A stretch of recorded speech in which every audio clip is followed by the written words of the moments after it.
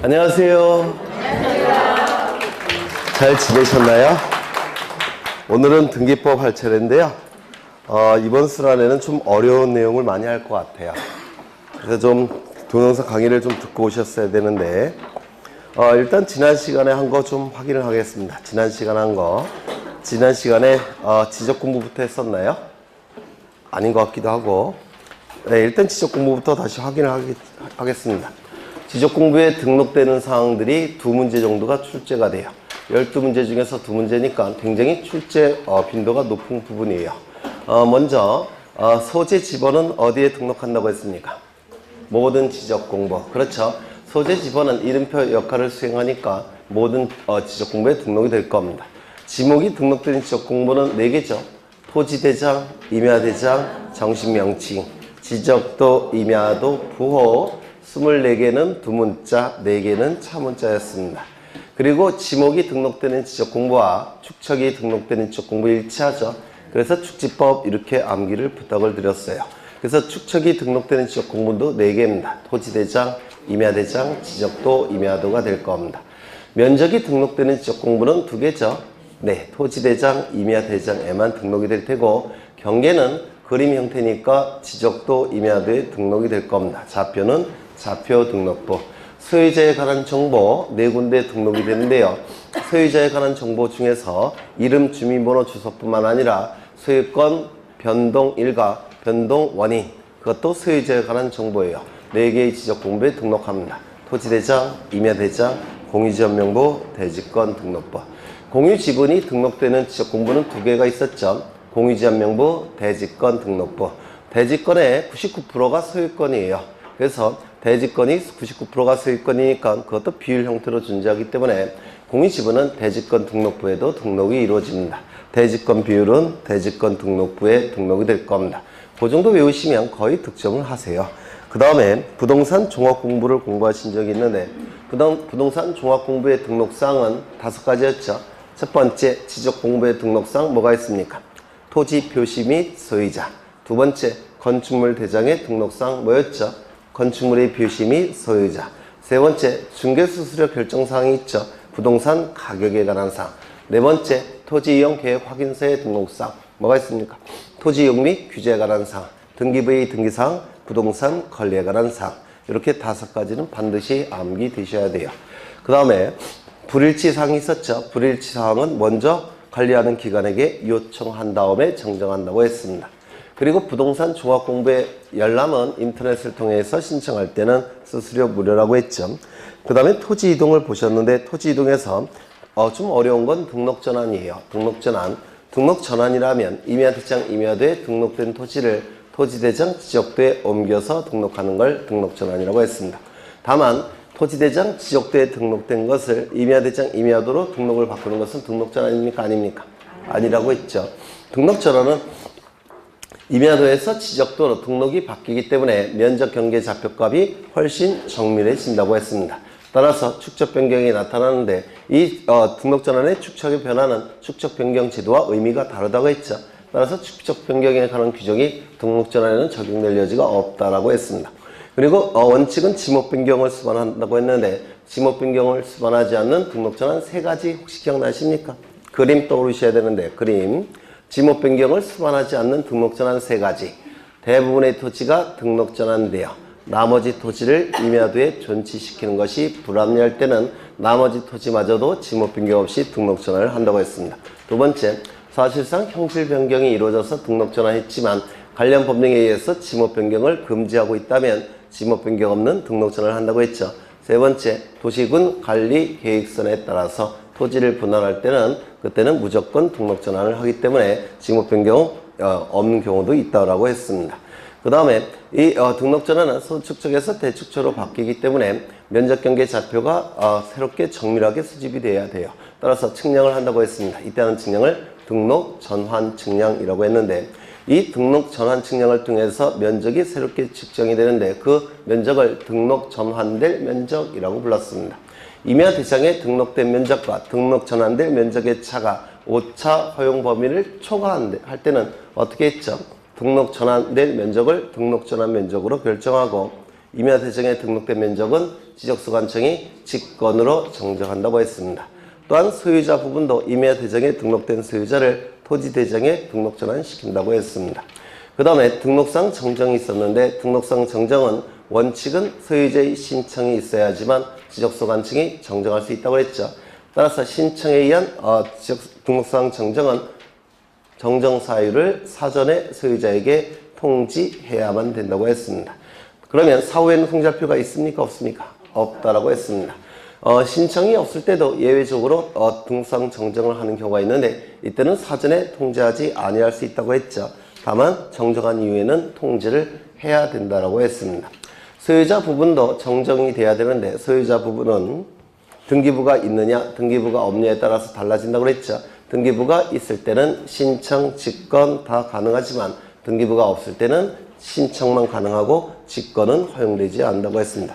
신청도 일정한 제한을 받는다고 했어요.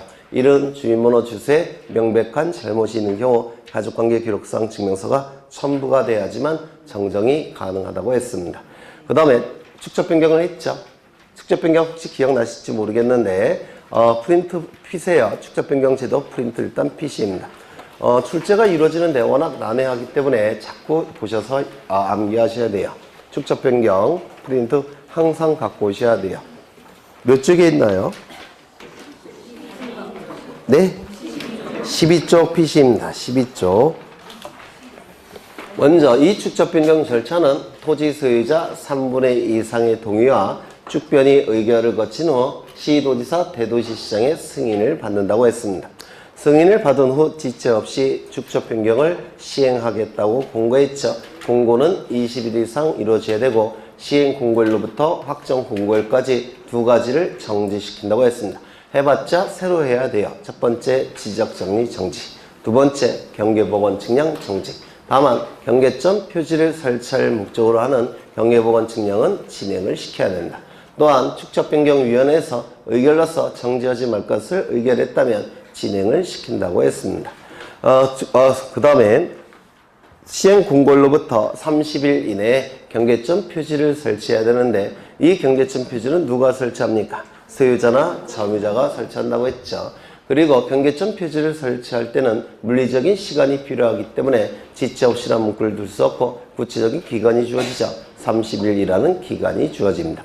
경계점 표지가 설치가 됐다면 그 설치된 경계점 표지를 기준으로 측량에 들어갑니다. 이때 하는 측량을 축적 변경 측량이라고 할 겁니다. 축적 변경 측량이 이루어지면 이제 토지의 표시 등을 새롭게 내부적으로만 결정합니다.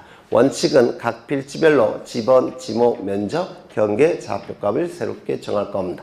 다만 예외적으로 축변의 의결, 시도지사, 대도시시장의 승인이 필요 없는 축적 변경이 두 가지가 있는데 이 두 가지 경우에는 면적만 새롭게 정하고 면적도 축적 변경 측량 성과도가 아니라 결과도에 따라서 새롭게 정하게 됩니다.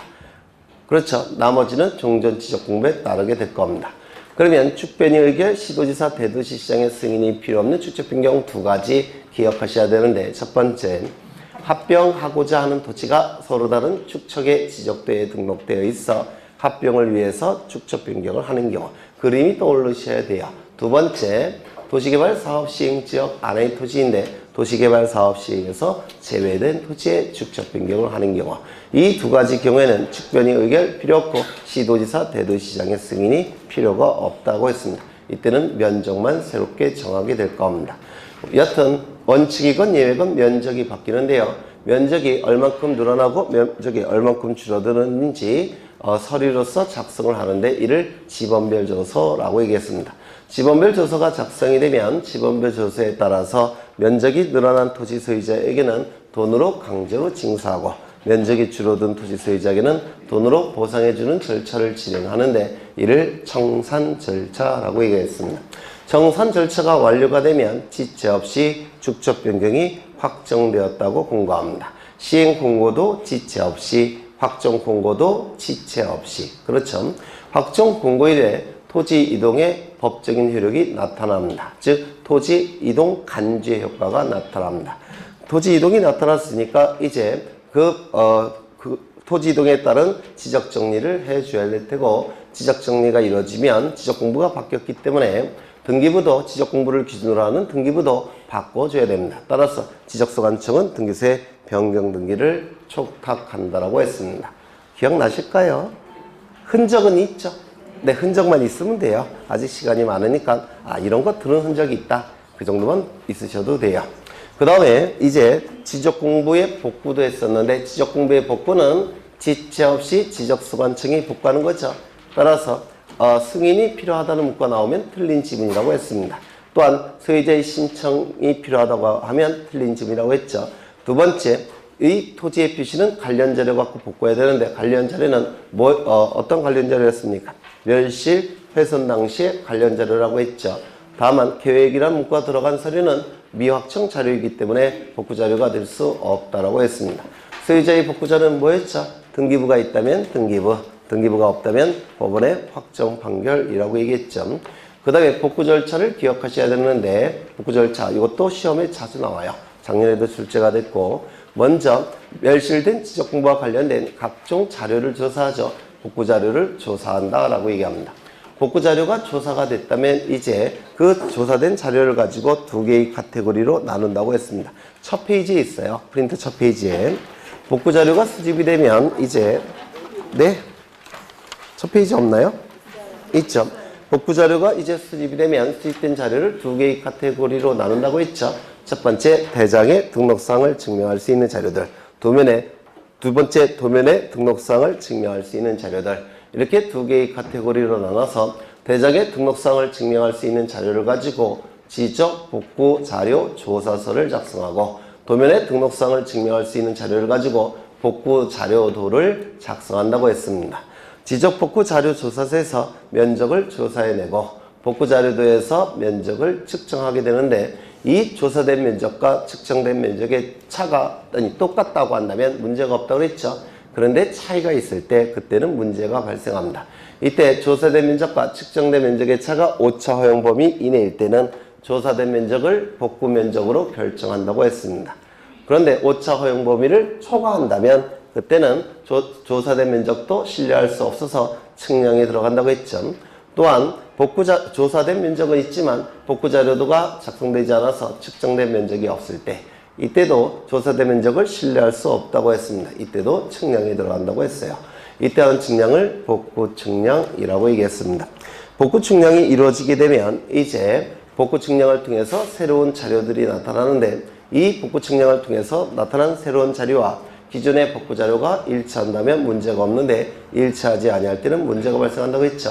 일치하지 아니할 때는 어떻게 해야 됩니까? 복구 측량을 통해서 새로 만들어진 자료를 가지고 경계와 면적을 조정해야 된다고 했습니다.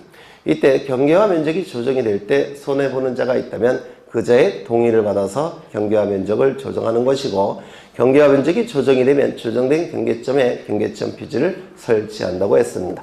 경계점 표지까지 설치한 다음에 시군구 게시판과 인터넷 홈페이지에 15일 이상 게시한다고 했죠. 게시 기간 동안에 이 신청을 받게 되고 이 신청 절차까지 완료가 되면 이제 지적 공부를 복구한다라고 했습니다. 기억나시나요? 흔적은 있죠? 네, 흔적만 있으시면 돼요. 네. 그 다음에 또 뭐랬냐면 지적 정리를 했죠. 지적 정리는 소유자 정리와 뭐가 있었죠? 토지이동 정리 두 가지가 있었는데 소유자 정리가 보다 어렵고 출제가 자주 돼요. 소유자 정리는 첫 번째, 소유자 정리 결의서가 작성이 돼야 되죠. 소유자 정리 결의서가 작성이 돼야 되고 두 번째, 뭐가 첨부돼야 됩니까? 소유자는 등기부가 규정이 되니까 등기 관련 자료가 첨부가 된다고 했죠. 다만 신규 등록의 경우에는 등기부가 존재하지 않기 때문에 지적소관청이 직권으로 조사 등록한다고 했습니다. 또한 이 소유자 정리 불부합지라는 개념이 나왔죠. 불부합지라는 개념을 설명한 적이 있고요. 또 뭐가 있었습니까? 등기부도 없고 등기부는 없는데 지적공부의 소유자 부분이 빈칸으로 되어 있다면 국유재산이고 국유재산은 그 관리청이나 또는 관리기관이 소유자 국으로 등록을 신청할 수 있다고 했습니다. 그때는 지적소관청이 국으로 등록할 수 있다라고 했습니다. 그래서 소유자 정리도 보셨고 이제 지적측량을 보셨는데 지적측량만 하면 끝나요. 네, 지적측량은 의뢰인이 지적측량 수행자에게 측량을 의뢰하고 수수료 지급한다고 했죠. 그런데 두 가지 측량은 의뢰할 수 없었는데 뭐가 있었습니까? 검사 측량과 지적 제조사 측량은 의뢰할 수 없었습니다. 의뢰를 받은 그 다음 날까지 수행자는 소관청에 지적 측량 수행 계획서를 제출하죠. 그 다음 날까지 제출한다고 했습니다. 수행 계획서를 제출한 다음에 측량 업무에 들어가게 되는데 이때 수행자와 의뢰인 간의 합의가 있는 경우, 즉 합의 업무인 경우에는 합의 기간의 4분의 3은 측량 기간, 그 다음에 합의 기간의 4분의 1은 검사 기간으로 사용한다고 했습니다. 그런데 합의 기간에 합의가 없는 경우, 즉 일반 업무인 경우, 그때는 토지의 측량 기간 며칠이 주어지죠? 5일. 그리고 검사 기간 며칠이 줍니까? 4일. 그런데 그 토지 주변에 기준점을 설치할 때는 15점까지는 며칠을 가산한다고 했습니까? 4일. 그리고 15점을 초과할 때는 매 4점마다 하루씩을 가산한다고 했습니다. 그리고 측량이 이루어지게 되면 이제 검사 측량을 거쳐서 그 성과도를 의뢰인에게 지체 없이 발급한다라고 말씀을 드렸습니다. 그래서 지난 시간까지 여기까지 했고요. 이제 등기법을 보십니다. 등기법 앞부분은 거의 민법과 겹치고 직접적으로 출제되는 부분도 많이 없어서 출제되는 부분부터 진행을 하겠습니다. 어디를 보시냐면 171쪽에 부기등기가 나와요. 부기등기는 주등기 순위를 유지하고자 할 때 171조 주등기 순위를 유지하고자 할 때 또는 주등기와의 동일성을 표현하고자 할 때 주등기에 붙여서 기록하는 등기가 부기등기라고 했는데 혹시 기억나십니까? 그렇죠. 주등기 순위를 유지하고자 할 때 주등기와의 동일성을 표현하고자 할 때 주등기에 붙여서 기록하는 등기가 부기등기예요. 붙일부, 기록한다라는 기자입니다. 그래서 부기등기라고 얘기합니다. 거기 부동산 등기법 제2조 부기로 하는 등기라고 나와 있죠. 거기 1번부터 9번까지 있는데 8번까지 있네요. 여기가 출제되는 부분이에요. 요거를 다 외우셔야 되는데 외우실 필요는 없죠. 첫 번째, 주등기 순위를 유지하고자 할 때 주등기에 붙여서 하는 부기등기는 소유자를 기준으로 몇 번째 도출되느냐에 갖고 결정을 한다고 했습니다. 소유자를 기준으로 첫 번째 도출되는 등기, 무슨 등기? 주등기. 두 번째 도출되는 등기, 무슨 등기? 부기등기. 세 번째 도출되는 등기, 부기등기라고 했습니다. 그렇죠. 그 다음에 주등기의 동일성을 표현할 때, 즉 등기명인 표시 변경 등기가 이루어질 때 그때도 부기등기를 한다라고 했습니다. 그러면 첫 번째 보시면 등기명인 표시 변경 경정 등기, 이게 무슨 등기입니까? 동일성 표현 부기등기입니다. 그렇죠. 동일성 표현 부기등기가 될 겁니다. 두 번째, 소유권 외의 권리의 이전 등기. 예를 들어서 소유권 외의 권리 등기는 저당권 등기가 소유권 외의 등기죠. 그러면 소유자로부터 저당권 등기는 몇 번째 도출됐습니까? 첫 번째. 아닌가요? 네? 아니에요?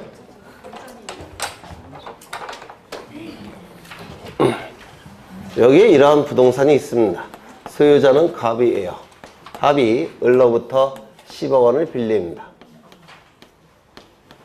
10억 원을 빌리죠. 담보를 요구할 겁니다. 그래서 갑은 을에게 저당권을 설정해 줄 겁니다. 저당권이 설정되기 위해서는 저당권 설정 계약과 저당권 설정 등기까지 이루어져야 돼요. 을은 10억 원을 빌려줬으니까 10억 원의 채권이 발생했죠. 이를 뭐라고 얘기합니까? 피담보 채권이라고 부를 겁니다. 그리고 첫 번째 저당권 설정 등기를 하게 될 겁니다. 이 저당권 설정 등기는 소유자로부터 몇 번째 도출됐나요? 첫 번째 도출됐죠. 그래서 주등기입니다. 소유자로부터 첫 번째 도출된 등기는 주등기예요. 이때 이 피담보 채권을 병에게 양도합니다. 이를 채권 양도라고 불러요. 채권이 양도가 되면 이제 병은 채권을 취득했겠죠. 그런데 이 저당권은 피담보 채권에 어떻게 됩니까? 수반되죠? 수반되지 않습니까? 담보물권의 통유성 기억 안 나셔요? 담보물권의 통유성 뭐가 있습니까?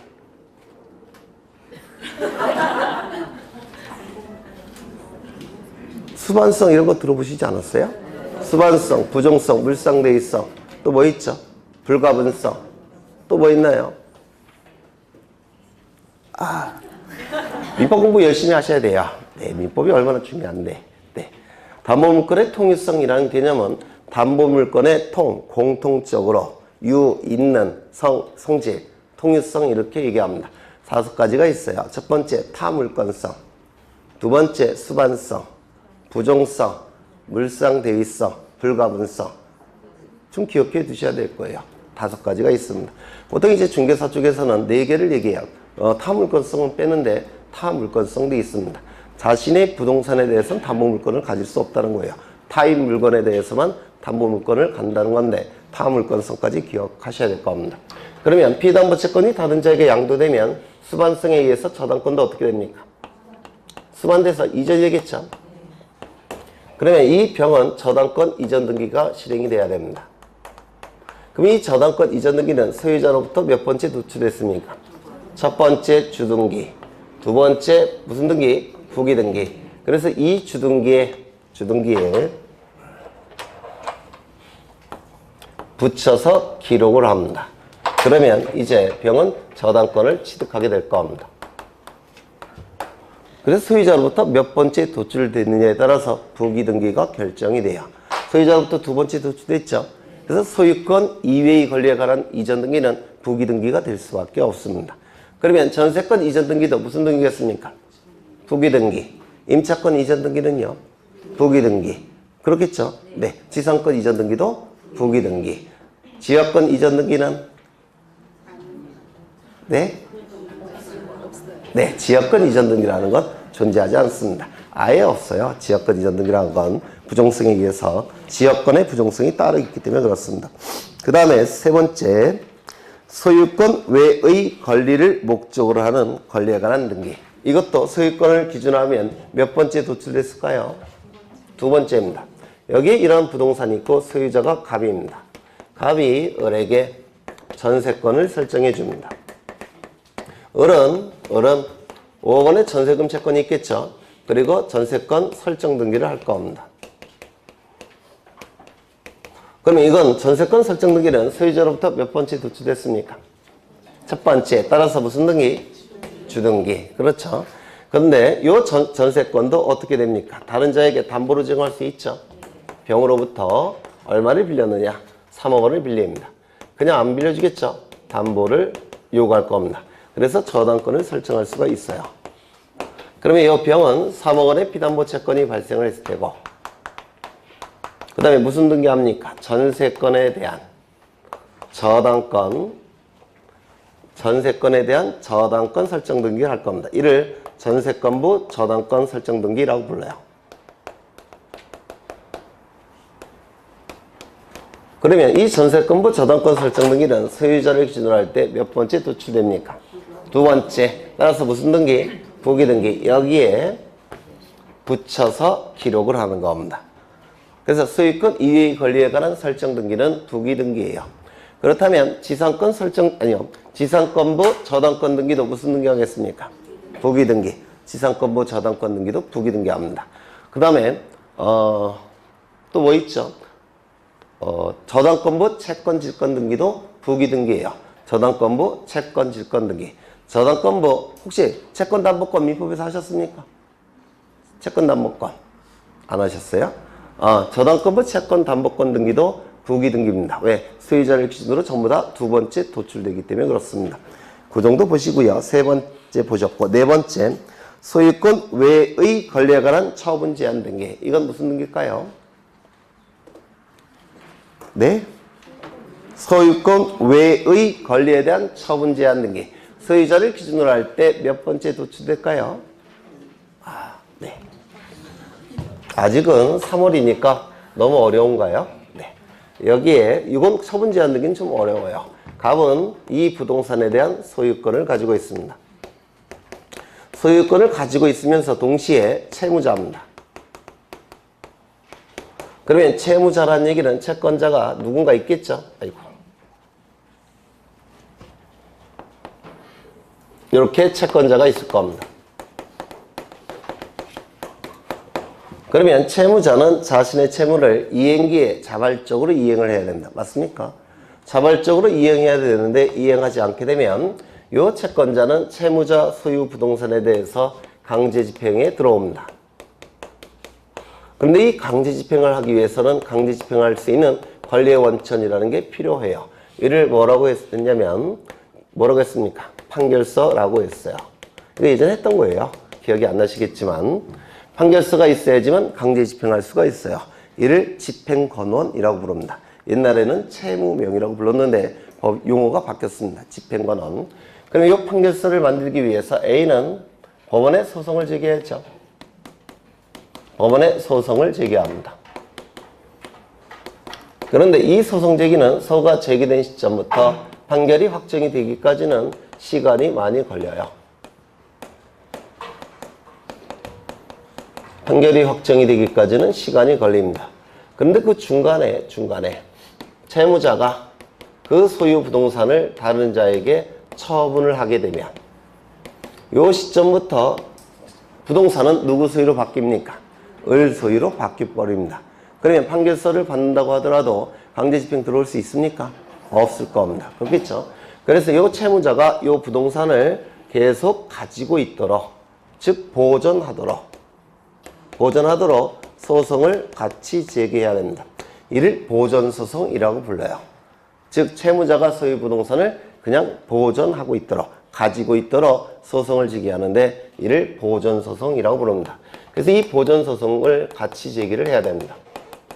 이때 이걸 본안소송이라고 불러요. 판결서를 만드는 소송을 본안소송. 그리고 채무자가 그 소유 부동산을 가지고 있도록 하는 소송을 보존소송이라고 부릅니다. 이 보존소송은 두 가지가 있어요. 가압류 신청. 그 다음에 처분금지 가처분 신청. 이거 나중에 할 거예요, 또. 이렇게 두 가지가 있는데요. 요 처분금지 가처분 신청은 너무 길어서 여기를 생략을 합니다. 그래서 가처분 신청이라고 불러요. 그러면 이걸 뭐라고 부르냐면 갑이 마음대로 다른 자에게 처분하는 것을 못하도록 하는 거죠. 따라서 이걸 처분 제한이라고 부릅니다. 처분 제한. 이때 이 가압류는 요 A가 가진 채권이 금전 채권일 때는 보존소송으로 가압류를 신청하는 것이고 요 A가 가진 채권이 금전 이외의 특정 채권일 때는 처분금지 가처분을 신청하는 겁니다. 그러면 요 A가 가진 채권에 따라서 가압류 가처분을 신청할 겁니다. 즉 처분 제한을 신청을 할 겁니다. 그런데 이 처분 제한은 보존소송은 긴급성을 요하겠죠. 다른 자에게 처분하기 전에, 갑이 다른 자에게 넘기기 전에 재빨리 해야 됩니다. 따라서 이 보존소송은 금방 결정해 줍니다. 보통 3일 이내에 법원에서 결정을 해줘요. 결정이 났습니다. 결정이 났으면 이제 공시돼야 되니까 등기소에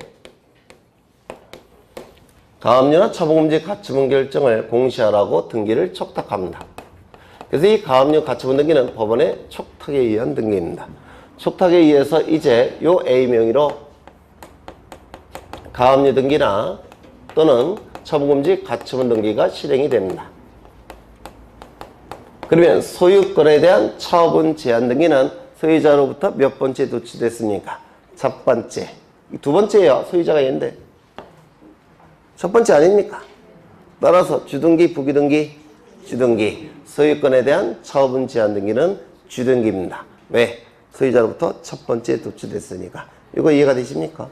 네. 두 번째. 불길한데. 뭔가.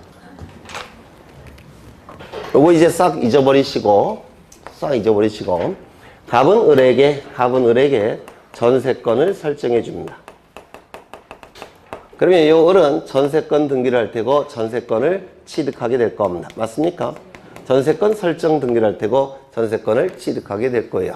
이 을은 전세권 등기는 소유자로부터 몇 번째 도출됐습니까? 첫 번째. 따라서 주등기, 부기등기, 주등기가 될 겁니다. 그런데 이 을은 채무자입니다. 그러면 채권자가 어딘가에 있다는 뜻이죠?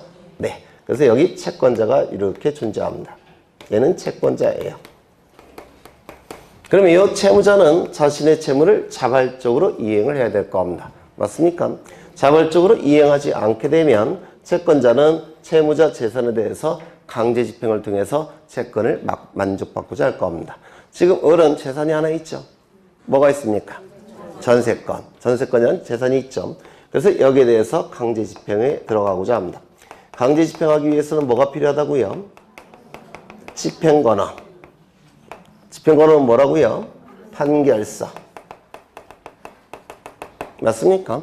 그러면 판결서를 만들기 위해서 요 채권자는 법원에 뭘 제기할까요? 소송을 제기할 겁니다. 똑같아요, 구조가. 소를 제기를 할 겁니다. 근데 이 소송이라는 것은 소가 제기된 시점부터 판결이 확정이 되기까지 긴 시간이 걸려요. 그러면 중간에 요 B가 자신의 전세권을 다른 자에게 넘겨버리면 판결이 확정이 된다고 하더라도 이미 전세권은 다른 자에게 넘어갔죠. 따라서 요 B가 이제 을이 이 전세권을 계속 가지고 있도록, 즉 보존하도록 소송을 제기합니다. 이를 뭐라고 불렀습니까? 보존소송이라고 불렀습니다. 구체적으로는 가압류 신청, 처분금지, 가처분 신청을 얘기합니다. 그렇죠? 이때 이 B가 가진 채권이 금전 채권일 때는 보존소송으로 가압류를 신청하는 것이고, 금전 이외의 채권일 때는 보존소송으로 처분금지, 가처분을 신청하는 겁니다. 그러면 이제 보존소송이 제기가 되면 이건 본안소송, 보존소송이라고 부릅니다. 법원은 금방 결정을 해줘요. 보통 2, 3일이면 결정이 나옵니다. 결정이 나왔으면 이제 어떻게 할 수 있습니까? 강제 집행할 수 있죠. 맞죠? 아니지. 결정이 됐으면, 법원에서 결정이 됐으면, 빼먹었네. 법원에서는 등기소에 뭐라 합니까? 등기소에 촉탁하겠죠? 네, 촉탁을 할 겁니다. 그러면 이 비명의로 이제 무슨 등기가 실행이 됩니까? 네? 요 전세권에 대해서 무슨 등기가 실행이 돼요? 가압류 등기나 또는 처분금지, 가처분 등기가 실행이 될 겁니다. 그러면 이 비명의의 가압류 등기, 처분금지, 가처분 등기는 소유자를 기준으로 할 때 몇 번째 도출됐을까요? 첫 번째 전세권 등기, 두 번째 무슨 등기? 가압류, 가처분 등기. 따라서 무슨 등기? 부기 등기. 소유권에 대한 처분 제한 등기는 무슨 등기? 주등기. 소유권이니까 소유권 이외의 권리에 관한 처분 제한 등기는 무슨 등기? 부기 등기. 이렇게 달라지게 돼요. 이거 꼭 기억해 두셔야 돼요. 외우실 생각하지 마시고요. 이해를 한번 해보세요. 이해를. 소유권에 대한 처분 제한 등기, 즉 소유권에 대한 가압류 가처분 등기는 소유권자를 기준으로 할 때 첫 번째 도출됐으니까 주등기. 소유권 이외의 권리에 관한 처분 제한 등기는 소유자를 기준으로 할 때 두 번째 도출되니까 무슨 등기? 부기 등기. 이렇게 나오게 됩니다. 되셨을까요? 네. 굉장히 어려운 걸 보신 거예요. 그 다음에 다섯 번째, 권리의 변경 등기, 경정 등기. 이거는 좀 어려운데요. 이것도 하겠습니다. 문제풀이 할 때는 했던 건데요. 여기에 이러한 부동산이 존재합니다. 부동산이 존재하고요.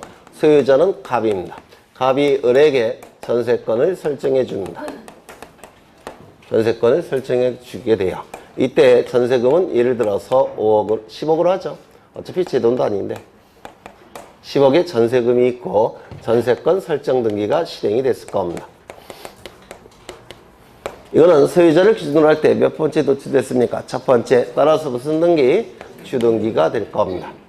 그런데 갑이 을에게 전세기간이 종료될 즈음 돈을 올려달라고 요구합니다. 얼마를 올려달라고 요구했냐면 2억 원 정도 올려달라고 요구합니다.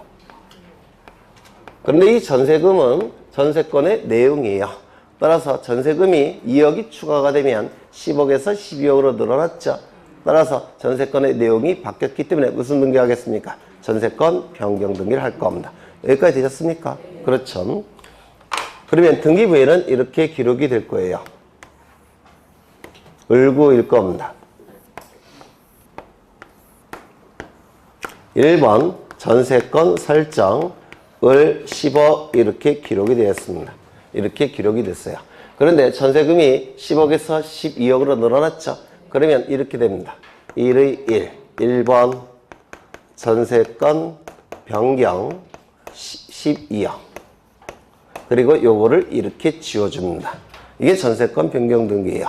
그래서 이 전세권 변경 등기, 권리 변경 등기는 원칙은 부기 등기입니다. 권리 변경 등기는 원칙은 부기 등기. 여기까지 되셨습니까? 그렇죠. 그 그런데 이런 경우가 있을 수가 있어요. 지금 우리 1순위 전세권을 가진 상태에서 갑은 병에게 저당권을 설정해 줍니다. 얼마를 빌렸느냐면 2억. 그리고 저당권 설정 등기를 할 겁니다. 저당권 설정 등기를 할 겁니다. 이건 두 번째 이루어졌죠. 소유자를 기준으로 몇 번째 도출됐습니까? 첫 번째. 따라서 무슨 등기? 주등기가 될 겁니다. 소유자를 기준으로 첫 번째 도출이 됐어요. 그러면 등기부에는 이렇게 기록이 될 겁니다. 1번 전세권 설정 을 10억. 2번 저당권 설정 병 2억. 이렇게 등기가 된 상태입니다. 되셨죠? 이 상태에서 갑은 전세기간이 종료가 됐을 때 을에게 2억 원을 더 올려달라고 요구합니다. 방 빼기 싫으면 올려줘야 되겠죠? 그래서 2억이 추가됐습니다. 그러면 이 전세권에 무슨 등기가 실행이 돼야 됩니까? 변경 등기가 실행이 돼야 됩니다. 그렇죠? 변경 등기가 실행이 돼야 됩니다. 전세금은 얼마가 됐습니까? 이제 12억이 됐죠? 그런데 만약에 요 추가된 금액이 요것과 같은 순위가 된다면 요 병은 손해가 발생합니까? 발생하지 않습니까? 손해가 발생합니다. 이런 자를 뭐라고 부르냐면 등기상 이해관계인이라고 부릅니다. 등기상 이해관계인이라 하면 등기가 이루어짐으로 인해서 이익에 손해가 발생하는 관계인이라는 뜻이에요. 이익에 손해가 발생하는 관계인. 이익이 발생하거나 손해가 발생하는 관계인이 아니고요. 무조건 손해가 발생해야지만 등기상 이해관계인이 돼요. 그러면 등기상 이해관계인이 된다고 한다면 당연히 손해를 입혀서는 안 되겠죠. 따라서 둘로 나눠야 돼요. 이 등기상 이해관계인 병에 승낙이 있다면 같은 순위 유지시켜도 상관없습니까? 맞아요? 승낙이 있으니까 같은 순위 유지시켜도 상관이 없을 겁니다. 같은 순위 유지가 되니까 무슨 등기할까요? 부기 등기를 합니다.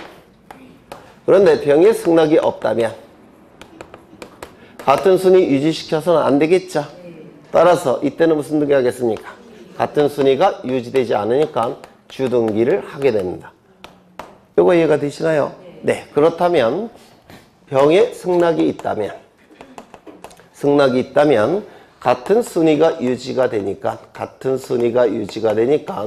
무슨 등기? 부기 등기. 그러면 승낙이 있으니까 어떻게 해야 되냐면 여기에 붙여서 기록하는 겁니다. 1의 1 이렇게 기록할 겁니다. 그리고 1번 전세권이 변경이 됐죠. 그런데 여기는 1번, 여긴 1의 1번, 여긴 2번. 그러면 기존의 10억 원과 추가되는 2억은 병보다 선순위죠. 병보다 선순위니까 따로 기록할 필요가 있습니까? 없습니까? 병보다 두 개 다 이것도 병보다는 선순위고 여기 추가되는 2억도 병보다는 선순위 아닙니까? 같은 순위 유지됐으니까. 그래서 10억과 2억을 따로 기록할 필요가 없어요. 그래서 여기는 12억 이렇게 기록을 하는 겁니다. 둘 다 선순위니까. 그러면 이걸 내버려 두면 어떻게 됩니까? 총 22억이 돼버려요. 따라서 이건 어떻게 해야 될까요? 지워야 됩니다. 이것도 출제합니다. 이것도 출제예요. 기존의 등기를 말소한다. 이것도 기억해 두셔야 돼요. 여기까지 되셨을까요? 네. 두 번째. 미치겠죠? 이 수학 같아요. 공식이 딱딱 떨어집니다. 그래서 보통 수학 선생님들이 가끔 나오시는데요. 잘하세요. 등기법을. 수학 선생님들이. 여기는 1번 전세권 설정 을 10억. 그 다음에 2번 저당권 설정 병 2억. 이 상태가 될 겁니다. 저는 중고등학교 다닐 때 수학 진짜 싫어했는데 그래서 항상 주관식도 찍어서 풀고 그랬는데 네, 고수가 되면 찍어서도 맞춰요. 네, 여기는 병의 승낙이 있습니까? 없습니까? 없죠. 따라서 같은 순위 유지됩니까? 같은 순위 유지되지 않을 겁니다. 따라서 무슨 등기? 주등기 이렇게 될 겁니다.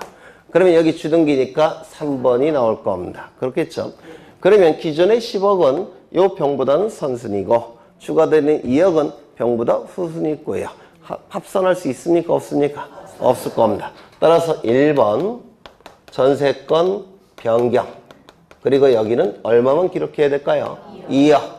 이거는 지울까요? 안 지울까요? 안 지웁니다. 그래서 이 권리 변경 등기나 권리 경정 등기는 원칙은 부기등기입니다. 다만 등기상 이해관계인이 있을 때는 그자의 승낙이 있을 때는 이 승낙의 대상은 뭡니까? 순위 유지에 대한 대상이에요. 순위 유지. 그래서 승낙이 있을 때는 부기등기, 승낙이 없을 때는 주등기 이렇게 됩니다. 이걸 외우시면 헷갈리세요. 그래서 그 과정을 좀 이해를 하실 필요가 있다고 보여집니다. 그래서 권리 변경이나 경정 등기는 원칙은 부기등기입니다. 즉 등기상 이해관계인이 없을 때는 부기등기예요. 그런데 등기상 이해관계인이 있을 때는 그때는 승낙 여부에 따라서 주등기, 부기등기가 달라집니다. 네, 좀 자주 출제되는 부분이라서 좀 기억해 두셔야 돼요. 요거는 네. 그 다음에 환매 특약 등기는 주등기입니까? 부기등기입니까? 이것도 했던 건데 물론 한 달이 지났으니까 기억을 못 하시겠죠. 네. 여기에 이러한 부동산이 있고 소유자는 갑입니다. 갑이 을과 매매 계약을 체결합니다. 그리고 동시에 환매 특약을 맺습니다. 이 매매로 인해서 소유권 이전 등기가 이루어질 테고 을 명의로 환매 특약에 의해서 갑에게 환매권이 발생합니다. 이 환매권 발생할 때는 등기가 필요 없습니다. 이유는 환매권은 물권이 아니기 때문에 그래요.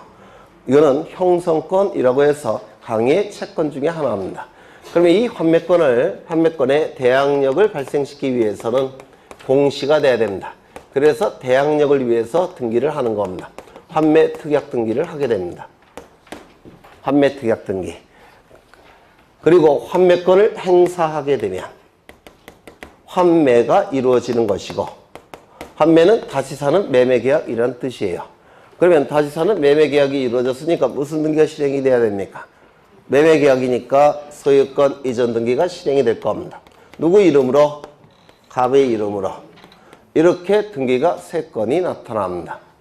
이때 매매와 환매 특약을 비교하면 어느 게 주, 어느 게 종입니까? 민법에서도 하셨을 거예요. 매매가 주, 환매 특약이 종입니다. 그것이 의미하는 바가 뭐냐면 이것이 무효취소 해제가 돼버리면 이건 자동적으로 실효가 돼요. 주종 관계가 있기 때문에 그렇습니다. 마찬가지로 이것이 무효취소 해제가 됐을 때 이거 실효될까요? 안 될까요?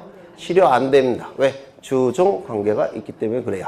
이때 갑과 을에게 명칭을 부여할 때는 주된 계약인 매매를 기준으로 갑을 매도인이라고 부르고요. 을을 매수인이라고 부릅니다.